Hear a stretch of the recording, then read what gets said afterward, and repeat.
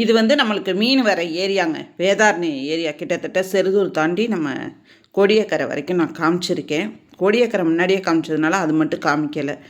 நீங்கள் எப்போ பார்த்தாலும் என்கிட்ட காளா வந்திருக்கா, கொடுவா வந்திருக்கான்னு கேட்குறீங்கல்ல, இதெல்லாம் இங்கேருந்தாங்க வருது. சமீபமாக நீங்கள் கடையில் வந்து கொடுவாவும் காளாவும் பார்க்கவே முடியாது. நீங்கள் என்கிட்ட காளா இருக்கா, இன்னும் போன வாரம் ஒரு மேடம் கேட்டாங்க, காளா இருக்கா, இல்லை மேடம், ம் அப்படின்னாங்க. அந்த அப்படிங்கிற வார்த்தை வந்து எல்லார்கிட்டேருந்தும் வரும் நம்ம கடையில். மெயினாக நம்ம கடையில் ஓடுறது வந்து காளாவும் கொடுவாவும் தாங்க. மிச்ச மெயினெல்லாம் அடுத்தபட்சமாக தான் போகும்.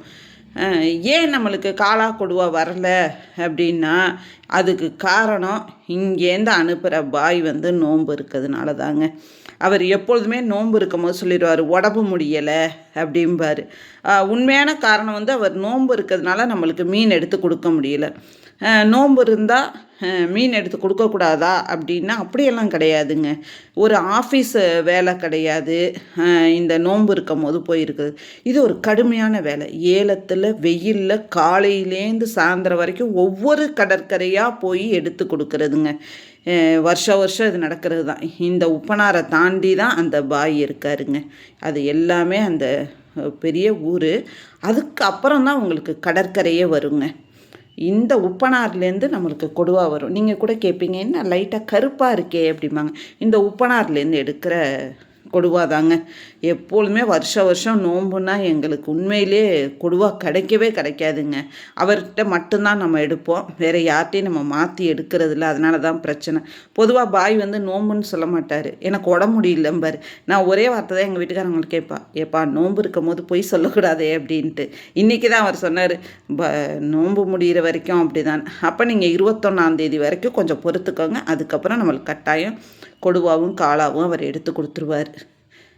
இது எல்லாமே வேதாரண்யம் தாண்டி கோடியக்கரை போகிற வரைக்கும் பார்த்திங்கன்னா 2 பக்கமுமேங்க, ரோட்டுக்கு 2 பக்கமுமே உப்பளங்கள் தாங்க. இந்த உப்பெல்லாம் எந்த ஒரு கெமிக்கலும் கலக்காத கல் உப்பு, அப்படியே ஃப்ரெஷ்ஷாக ஓரமாக எடுத்து ஃபுல்லாக வச்சுருப்பாங்க. இந்த உப்பை பாருங்கள். நம்ம நினப்போம், நிறைய பேர் என்கிட்ட கேட்பாங்க, நீங்கள் அங்கேருந்து உப்பு எடுத்து எங்களுக்கு கொடுக்கலாமேன்னு. நம்மளுக்கு மீன் எடுத்து கொடுக்குறதே கஷ்டமாக இருக்கிறதுனால உப்பு எடுத்து கொடுக்குறதில்ல. இது அவ்வளோ நல்லதுங்க. கொஞ்சம் கூட கெமிக்கலே இல்லாத உப்பு உங்களுக்கு. நீங்கள் ஒரு வேளை முடிஞ்சால் வேதாரண்யம் பக்கம் போனீங்க அப்படின்னா நீங்கள் தாராளமாக போய் நீங்கள் அங்கே உப்பு வாங்கிக்கலாம். அவ்வளோ ஃப்ரெஷ்ஷாக அவ்வளோ அருமையாக இருக்கும் இந்த உப்பு. எந்த கெமிக்கல் எதுவுமே இல்லாமல் சுத்தமாக நம்மளுக்கு கிடைக்கிறது. அப்புறம் நீங்கள் இந்த கோடியக்காடுன்னு இருக்கும், இந்த வேதாரண்யத்துலேருந்து கோடியக்காடு வரைக்கும் தான் இந்த உப்பளங்கள் இருக்கும் ஃபுல்லாகவே, ரோட்டோட 2 பக்கமும். அந்த கோடியக்காடு வந்துருச்சுன்னா அந்த கோடியக்காட்டுலேருந்து கோடியக்கரை வரைக்கும் ஃபுல்லாக 2 பக்கமும் காடாக தாங்க இருக்கும். இது எல்லாமே கோடியக்காடு வரைக்கும் தான். இதுக்கப்புறம் பார்த்திங்கன்னா கோடியக்காடு, இதுலேருந்து கோடியக்கரை வரைக்கும் 2 பக்கமும் காடாக தான் இருக்கும். ஃபுல்லாக குரங்கா உட்காந்துருக்கும். ஆனால் நம்ம ஸ்ட்ரிக்டாக இருப்பாங்க. நம்மளுக்கு என்ட்ரன்ஸ்லேயே சொல்லிடுவாங்க, இதுக்கு எந்த ஒரு உணவும் நம்ம கொடுக்கக்கூடாது அப்படின்னு சொல்லிட்டு. ஏன்டா நம்ம உணவுக்கு அவங்க பழகிடக்கூடாதுங்கிறதுனால.